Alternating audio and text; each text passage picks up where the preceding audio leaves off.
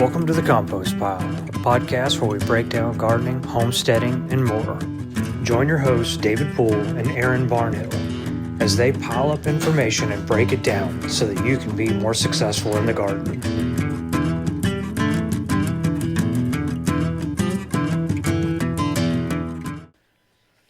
Jumps my ass.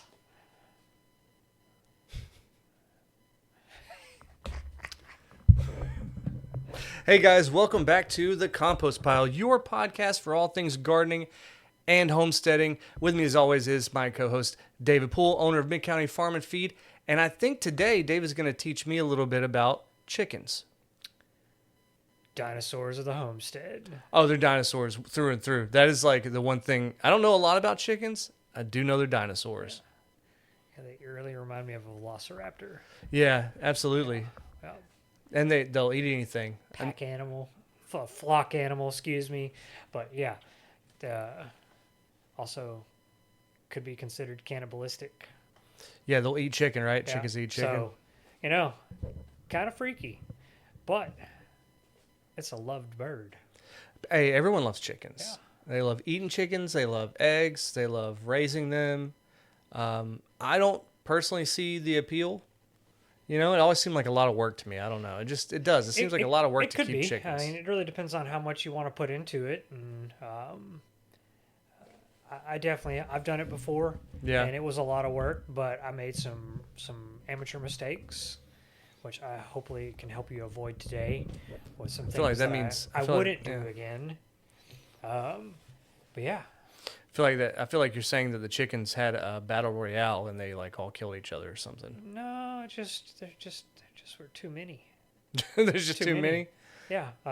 Over ambitious, you know. I see. So you gotta, number one, if you're gonna do chickens, you gotta plan it out before you go and get them. Okay. Like, don't be trying to backpedal and get everything going at the last minute, because it's gonna make your life much more difficult in the long run. So it sounds like chickens have pretty specific needs. Yeah. So, and you have to plan for that, right? Yeah.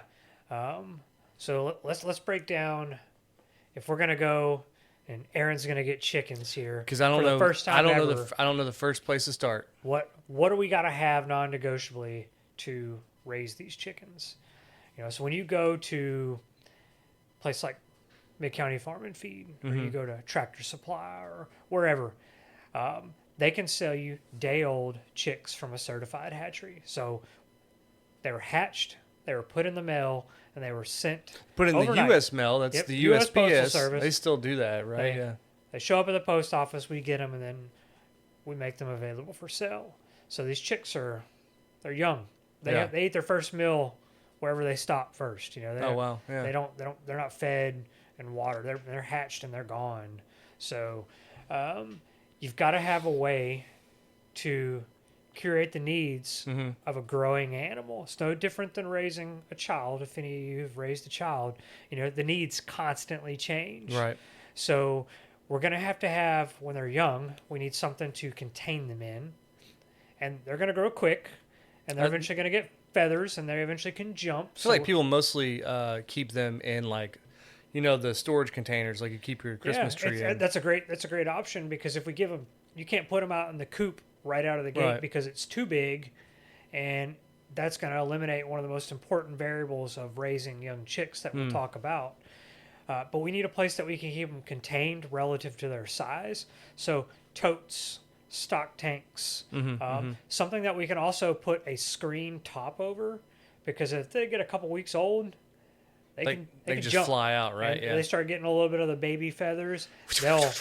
They'll be everywhere, and they're fast. Yeah. So you got to people like to think of chickens as a flightless bird, right? Yeah, but they roost in trees naturally. They can. When I first started in the early 2000s, there were two hens and a rooster here that lived at the store, and every night they would fly up about 10, 12 feet into a tree to stay away from varmints and the cats and you know, the local population of night crawlers. And that happened for years and years until somebody caught them, and because eventually they started coming into the warehouse, and it was becoming an ordeal. Oh, really? Yeah, the chickens were like, "This is my spot, buddy." Rooster was getting a little too ornery, and pecking people's ankles. Had They had to go. Okay. But yeah, they can get up high. They can go over a fence. But at a young age, you've got to keep them contained because you've got to regulate their body temperature for them. That's why everybody has a heat lamp in there, right? So Okay. we need something to contain them in. Mm-hmm. We need some form of a heat source. I'll get into the specifics a little more in a minute. We need a waterer and a feeder. Mm-hmm. And unlike your dog or your cat or any other animal at home, chickens eat free choice and they drink free choice. So you can't feed and water them once a day, twice a day. You just have to have it always available. All the time. Okay. They're not overeaters. They're going to eat and drink what they need when they need it. So that's pretty stark contrast from a dog, right? Because if you have a dog and you just leave food down all the time, they're opportunist eaters. Yeah. Sorry about that. Yeah, they'll eat until they're sick. Yeah. And they'll just keep eating and keep eating. And they'll get unhealthy. Right. But chickens, they're a foraging. They're all on animal. GLP-1s. Yeah, That's what it is. All the they're eating as they need food and water. Yeah. So if you don't have water out there consistently, that chicken's going to get dehydrated super fast, especially when we move into summer. So you got to have a food and water source that's accessible height-wise for a small bird. It can't be elevated or up high when they're young. The needs will change when they get older. You need some kind of a bedding material because they're essentially going to be messing everywhere. So you need something like pine shavings. Okay, pine shavings. So some kind of almost like a litter. Kind of like what you would use in a hamster cage or something, right? Yeah. It's also important for a young chick because this has happened a lot. Not a towel. Yeah, if you have something that's like a slick surface, like you just put them in the tote and it's really slick, you'd be surprised how many chickens will get a bum leg. This has happened. They just get injured. They get injured, and then their leg is like misformed, and then they're like lame for the rest of their life. Yeah. Oh wow. And a lot of them don't survive because the other chickens, being a flock animal, and they're bullies, so they'll pick the weak one out, and you're either gonna have to separate it and raise it separately, which is not really good for it because it's a companion animal. You don't want to have just one chicken. They'll get real depressed. Yeah, they might survive, but it's just how you talk. We talked about this in the goat episode. Yeah. They are a companion animal. They're a flock animal. They need companions to be healthy and be regulated, just like us. Unless you just don't want to have friends and live by yourself, then you have people around you. Well, it has been proven through a lot of scientific studies that the cruelest thing you can do to a human is isolation. Yeah. It's the cruelest thing you can do. So I believe it.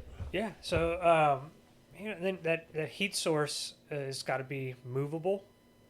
And those are your primary things you need. You need bedding, food, water, shelter, and some type of heat source.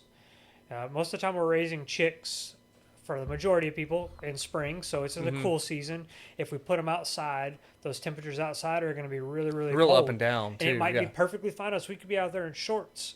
But whenever a flock animal is being raised without a mother, then they have no help. They have no heat source. They have no heat source. Yeah. So they don't have anybody to bundle up next to. You watch movies or cartoons with chicks, and they're all bundled up together. That's why they say the whole, mama hen. You call somebody a mama hen because you've taken people under your wing. You know, that's where that comes from. They're helping regulate that body temperature because in week 1, a chick needs about 95-degree temperatures. Okay. So we're starting out. I think, man, that's warm. So, some people are starting chicks out in February. So that's winter. Yeah. Yeah. So even if we have them inside, it's still not warm enough. Right. It's just like my seedlings that I talked about how I had 0% success rate in this house.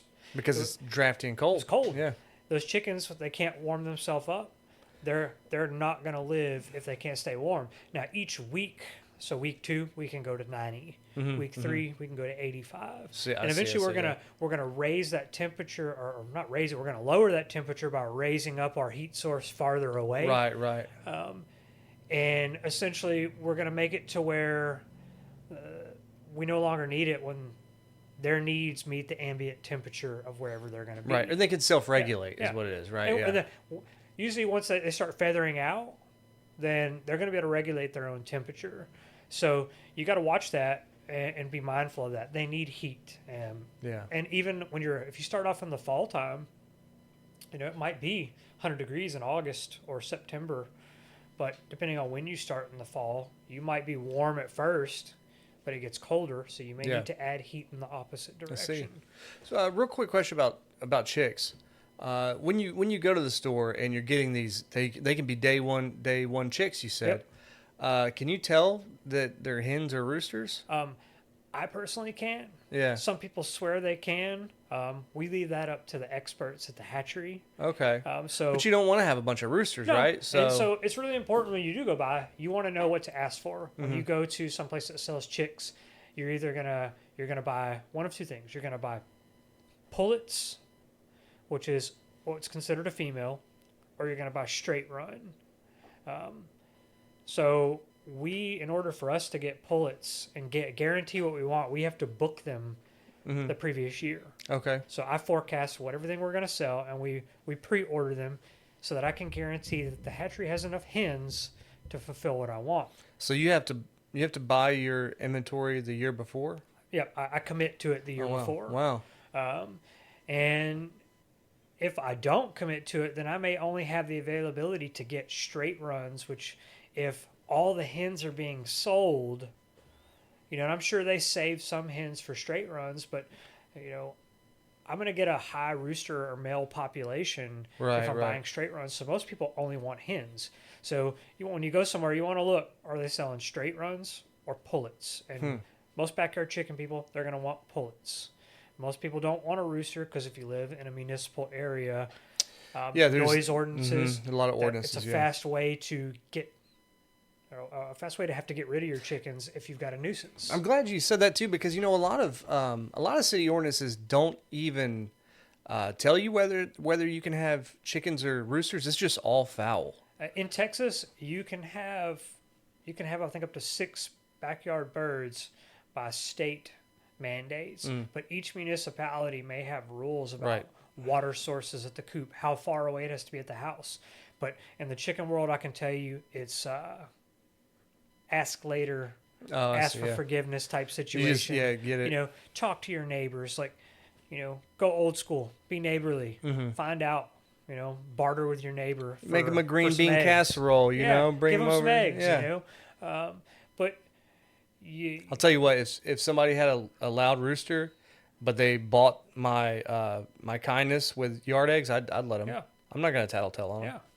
And you don't need a rooster. You only need a rooster if you want fertilized eggs to hatch chicks. Right. Most of these birds are going to have a 2 to 3 year prime egg laying lifespan. That's where they're laying eggs the most. Yeah, and they're still going to lay. They might lay eggs 4, 5, 6 years, but the amount is going to go down. And some of your high value production hens, like your crossbreeds, which could be known as stars or sex links that are crossbreeds, just like a hybrid tomato, you're taking the best qualities of one breed and breeding it with another. You're talking about champion chickens. You're talking about show chickens. And some of those chickens can lay 200 eggs a year.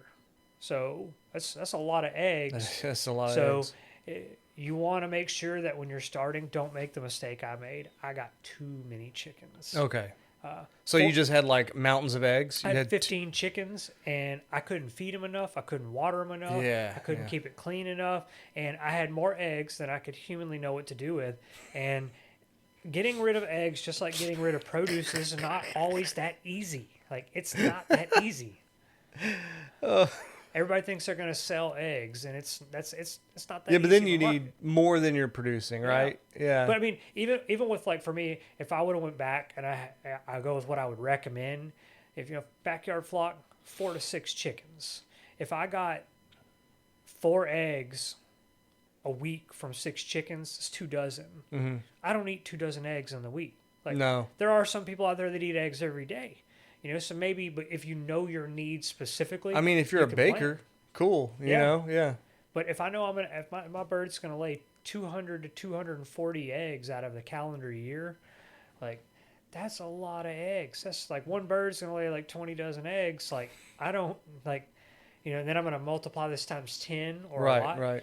So be mindful about what your needs are. You can always, add on to your flock potentially. You can always Well, you upgrade can later. reduce. I mean, Yeah, you can reduce, but because they are edible.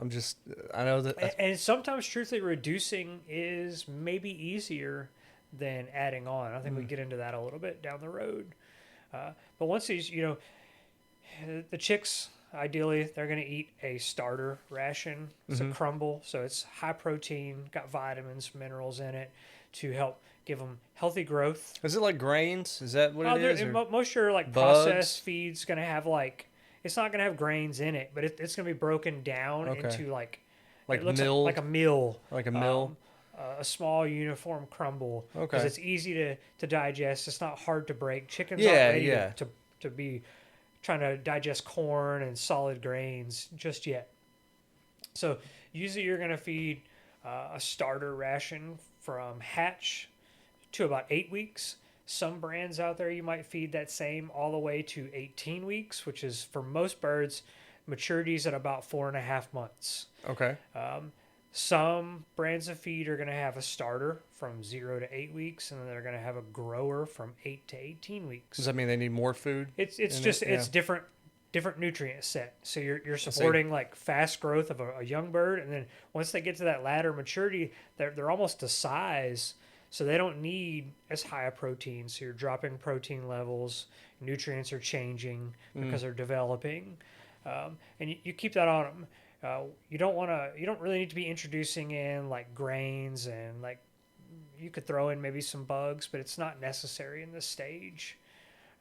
You're just all you're focused on is water and food growing a healthy chicken. It's no different than growing a plant. But you gotta, if you go into this and you got all the things you needed just to get started, but you didn't get a shelter ready for them when they're mature, you're gonna struggle because there's some very, very specific needs for a permanent shelter for chickens. So it's kind of like when you got a baby on the way, you want to go ahead and make that baby room. You got that baby room ready to go. Got it ready to go. You're not getting the baby's room ready the day of. No, it's like, hey, we're back from the hospital now. Let's paint this room and build the crib. Yeah. No. So you got to get ready, and there's a couple things that you want to be mindful. So number one, they need a house or a shelter somewhere where they can get to protect themselves from things like raccoons, possums, snakes, whatever it may be in your locale that can be a predator. Raccoons are the wild ones. They just tear chickens' heads off. So can possums. Yeah. And so you need to be thinking about how you're going to build your coop. Your coop needs a house with some brooder boxes or egg boxes. Mm-hmm. You usually need one box for every 3 to 4 chickens. A lot of times, even when I had a ton of chickens, I had a dozen or 15 chickens, they would only lay in 2 of the 4 boxes. Oh, really? They were just crowd. They had a preference, they I guess. Take turns. So you don't need a ton of nesting boxes or brood boxes. You can have a couple. If you got 4 to 6 chickens, 2 boxes max.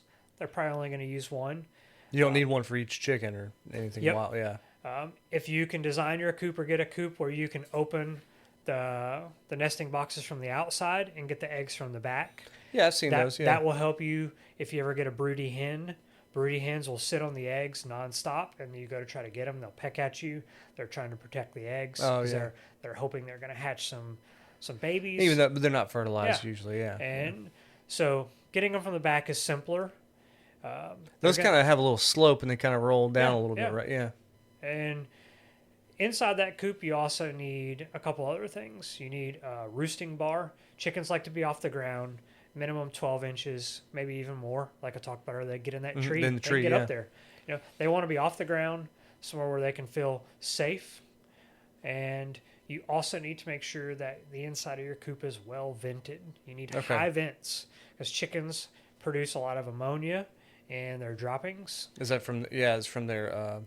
Because they have a cloaca, like every other bird, and they pee and they poop out of the same place, right? And so if your coop gets really dirty and you have a bunch of droppings and it's not clean enough, or they get real fumey in there. You need those ammonias to be able to escape and to have some airflow in there. So high air vents are important. I definitely can't recommend that enough. Put your air vents around the top of the coop.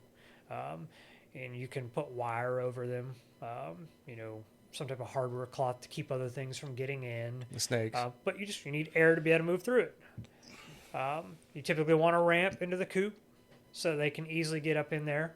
And you'll see some people have like automatic doors or closed doors. If you're going to have a coop that is open where your chickens can free range, you want to make sure that you have a way to close them in at night. Yeah. So that varmints can't get in there, because all it's going to take is one time and they'll all be gone. I can tell you right now from playing Stardew Valley, you want to close that coop at night. Yeah, it is nothing pretty if a raccoon or a possum gets in there. Yeah. Now you have to in that coop. You typically want about 5 square foot at minimum per chicken in that coop. You don't if they're too tight quarters. It's like sticking.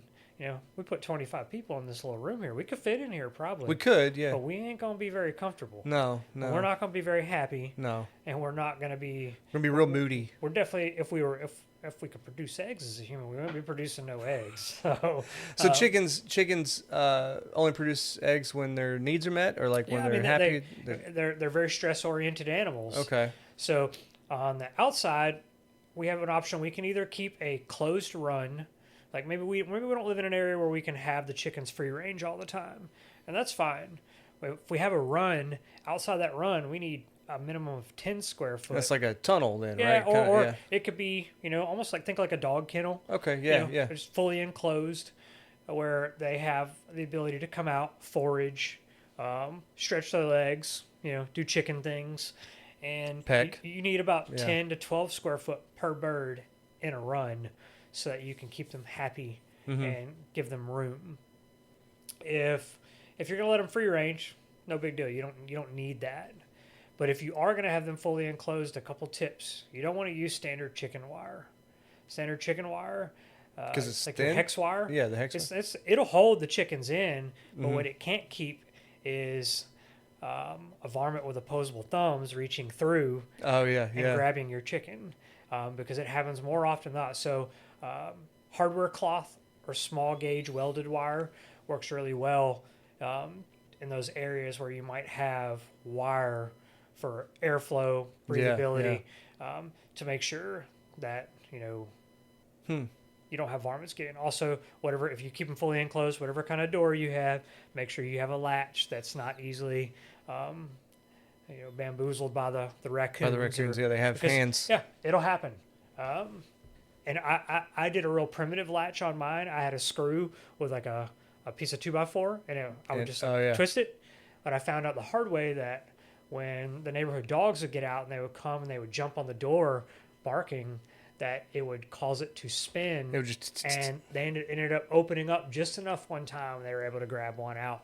So the dogs did, dogs love eating chickens too. So so if you are going to let them free range, you got to make sure that they're enclosed somewhere that they're not going to be able to be accessible by stray dogs, other animals in the environment. Also hawks. Yeah. Too. Definitely. Hawks, that's something to be mindful of. Pay attention when you're out there, because hawks are all over residential and that's why areas. your run has to have a top too, and if right? you're going to keep them fully enclosed, 100% you should put a top on it, because all it takes is the hawk to find one bird, and once he gets one, he's going to come back until they're all gone, because he's found an easy food source. Animals are just like us; they're creatures of opportunity, and so keeping them covered up, or if you start seeing hawks in your environment and your chicken's free range, be mindful, because it stinks to start over. It's a lot of work. It's a lot of work, and I'm just realizing there's a lot of things that want to eat your chickens. So it sounds hard. It sounds like hard work. It can, know, and but you definitely have to maintain that structure. That's a big part of it. And one thing you want to think about too, if you have a fully closed coop, there will be no grass in it if you put it on grass. So a lot of people will have like the little chicken tractors they can move, because the chickens will eradicate any type of vegetation. Are they eating it? They're going to eat it. Oh, okay, They're going to forage it. There will be nothing left but dirt.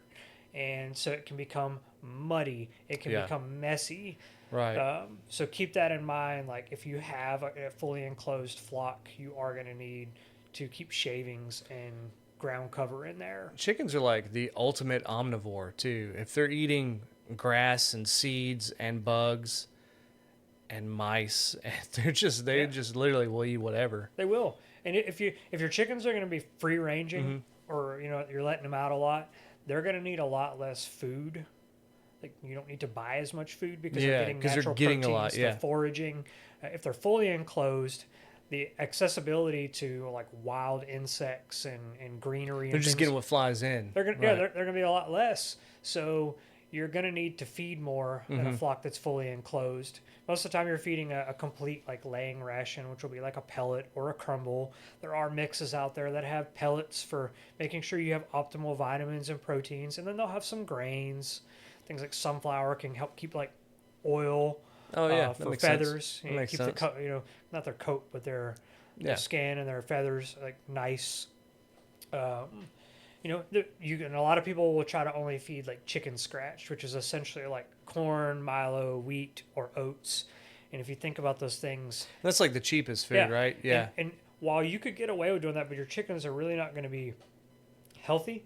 And if we're raising chickens, and just like we talk about plants, they're susceptible to pests and things when they're not healthy. And if we're raising them, we're obviously raising them so we can get better tasting, better quality, more nutritious eggs. Right. So we want to make sure their diet is the equivalent of having good soil with plants. So we got to keep them, top notch so that we get the best we can out of them. So if you do chicken scratch, if you really like research chicken scratch, it'll tell you never to feed more than 10% of the diet. So 150-pound sack of laying pellets, I might only need 10 pounds of scratch. And so it's kind of supplemental. And that typically should be thrown out. If you mix it in to your feeder, they're going to pick out all the corn. It's like giving a kid candy. Is it going to eat his dinner? No. No. Yeah. And then you struggle to get them to eat what you want them to overall. Yeah. And you can find like greenery. There's all kinds of fruits and veggies that you can give them, but make sure you do your homework. Not everything like fruit wise is safe for chickens. None that come into my mind that you that I would say no to, but there are some out there. They eat most like vegetable scraps, right? Like broccoli and carrots. Celery is one you can't feed them, I don't think. Interesting. But they love melons. They love pumpkins. They'll destroy those. Strawberries, I know they love that. Yeah.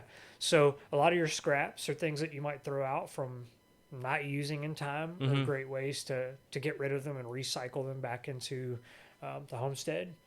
So that kind of makes me think of something too. So we've talked about the inputs of chickens, right? We've all so far we've been talking about kind of what they need and then getting into the food. What about the outputs of chicken, right? So chickens eat, it means they have to poop. Yeah. What's the deal with chicken poop? Is it something that I can use as a fertilizer? You can. It's not something that I ever recommend as a commercially bought fertilizer, because if you look at you can get online and you can see how terrible mass hen houses are and the unsanitary conditions, and you don't know what they're being fed. But chicken manure on a homestead is great because you're controlling the inputs that the chickens are eating, and you know what's in the manure. You can compost it very well, and then it can be recycled back into the garden. So when we're talking about kind of feeding the chickens your vegetable scraps, like your table scraps, right, and they're eating it, we would have just composted that anyway. Yeah. Right, so it's kind of just an extra little layer of utility. So, and then when the chickens poop, I guess you probably want to compost it, right? Yeah, you don't want to just put it straight on your plants. Because it's too hot, it's too rich in nitrogen. Because it's manure, and it will burn your plants up, or it'll make your soil struggle. So you got to use it sparingly, and you want to make sure that it is well composted and broken down very, very fine. But that's definitely a great output. You can use those chickens to forage over your compost pile if you want. You can give them access to, if you have a couple different compost piles, like in different stages, you can give them access to stage 1 and let them pick through it for bugs and drop manure on it. Man, chickens are gross, man. And heat it up because you're getting nitrogen into. So it's a way in permaculture they use to turn over compost piles. Then obviously you're going to get eggs, and then you could be growing them for meat. For sure, yeah. Meat chickens, little broilers, you can get a nice broiler chicken from hatch to processing in 6 to 8 weeks. Yeah. It's crazy fast. But processing chickens is not for everybody. Yeah, I do want to say so I'm a cook, right? And so I am very familiar with breaking down a whole chicken. I have killed a couple chickens before, when I was a kid, because I'm from the country. So I have killed chickens. Yeah. I think it's really important for people who eat chicken to have that experience. And maybe not actually like, killing and processing a live chicken. That's a lot for everybody. But you got to know how to quarter a chicken. And I understand that it's kind of gross, but I feel like there's something lost with everybody who has only really ever ate chicken strips and chicken nuggets. Yep. And there's an appreciation that you don't have, right? But when you get the body, when you get the chicken and you quarter it, you're painfully aware that not that long ago this was a bird who was walking around, so you appreciate it and you appreciate its life. But that's my little soapbox thing, is I do want to say that cooking chicken will make you appreciate eating it, right? And breaking it down and learning how to butcher it. And it's easy to learn how to butcher It'll it. make you appreciate like a quality cut of chicken. It really will. And that goes for other poultry too. Yeah. Like if you're preparing Thanksgiving dinner and you spatchcock a turkey, you will appreciate turkey lunch meat so much more. But we are so separated from these things as consumers. Yeah, absolutely. Because consumer-driven economy, like consumer-driven things, are all about convenience, and people want to pay for convenience. But there's something lost with that, right? Yeah. So it is important to just like people think it's important to get your bare feet on the grass. It's important to know that chicken nugget was a chicken, right? They don't just come like that. They're not naturally dinosaur shaped, No. Even though they are dinosaurs, they're not naturally dinosaur shaped. But anyway, I'll get off my soapbox on that one. But it is important. Yeah. I think one thing that I couldn't drive home enough, and this is like, kind of bridging off, like, talking about cooking. Anybody who knows cooking chicken, when you're cooking it and it's in the kitchen, you got to be clean. Oh yeah, 100%. But when you're raising chickens, you have to be clean. Yeah. Because they are a dirty animal. You just said they were going through compost piles, eating crap. They're foraging Yeah. through like bedding material and litter. They're dirty birds, dude. They're dirty. And so you need to keep a clean coop. You need to change out the bedding material regularly. You need to pay attention to your flock. Look for signs, because they're going to molt and lose feathers. They're going to...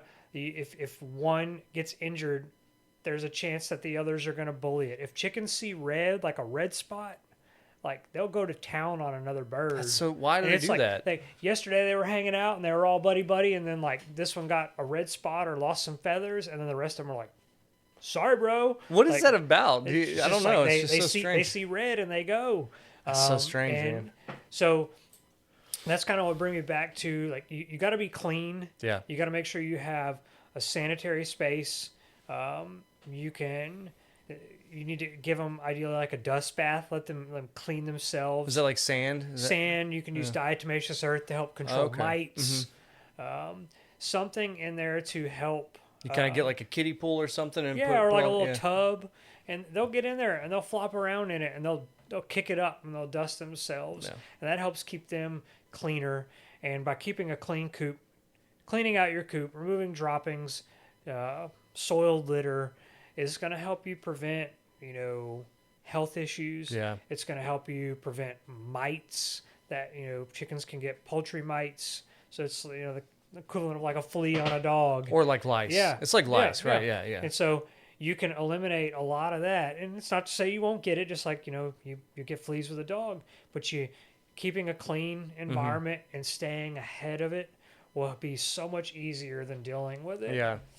And I got to tell you, we're talking about you can grow meat birds, and it's the same way that you put in better inputs in a laying hen and get better eggs. That goes double or triple for meat birds, because a lot of these giant hatcheries and places where birds come from are disgusting. And meat birds, they're on top of each other in cages. You can get a better quality meat bird, but just like when you're raising them, promoting them to move. Because if you just let them sit there, they're just going to eat, and they're going to sit there, and eventually they'll get so big they can't move, and that might happen anyway. But promoting them to move and exercise, so you get better cuts, better quality of meat. Yeah, but most of those like Tyson chicken and all that, they just stay. They stay in little box their whole life, and they just eat from a trough and poop, and it's really gross. It's really gross. Yeah.